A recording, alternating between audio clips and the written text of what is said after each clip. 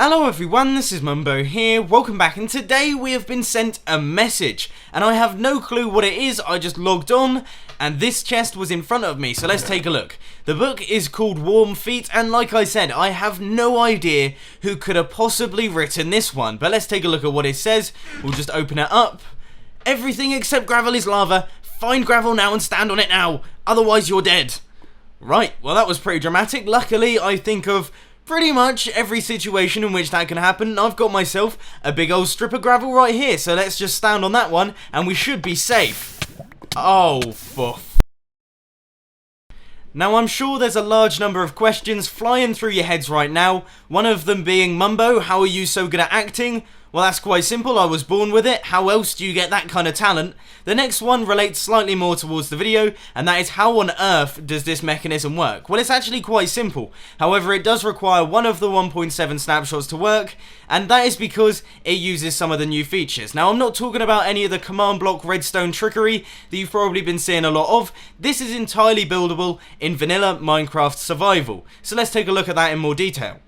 The reason this requires 1.7 to work is because it utilises the new 2 high plants. So if you place down a rose bush here, as you can see, that is 2 blocks high, and we place a block on top of it, a gravity block being sand, gravel or an anvil, and then remove that plant, you will see that our block just stays up here in the sky, which obviously isn't right. So when we cause it an update, it will fall back down to earth as it normally would. But we're going to be using that block updating feature to our advantage for this trap.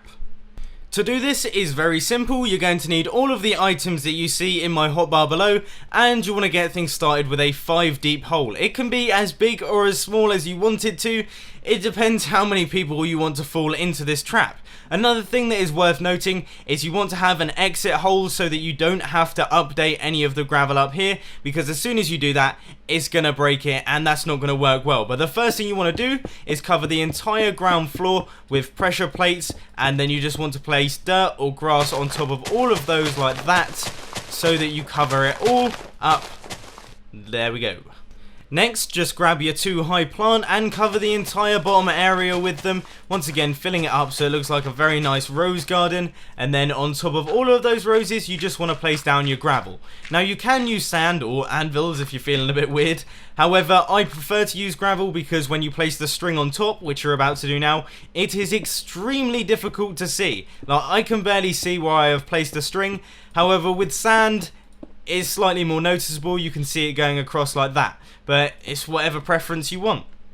Then you just want to hop down your little cubby hole and take out all of the blocks down here. It will break all of the roses, but you'll see our gravel is still standing way up tall. And now the next part, you're going to have to be pretty quick for this, because you want to place all of your lava down, just fill it all in so that there is no space left, and then cover up the hole and get out of there, block it all off, and make sure that it doesn't look too suspicious.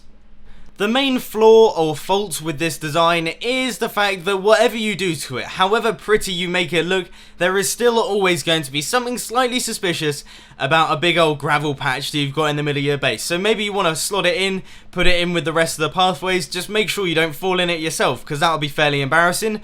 But unfortunately, that is all I've got time for today, folks. So if you enjoyed this video, please be sure to hit that like button, and if you really loved it, then make sure to subscribe. But thanks for watching, guys. This has been Mumbo, and I'm out. I'll see you later.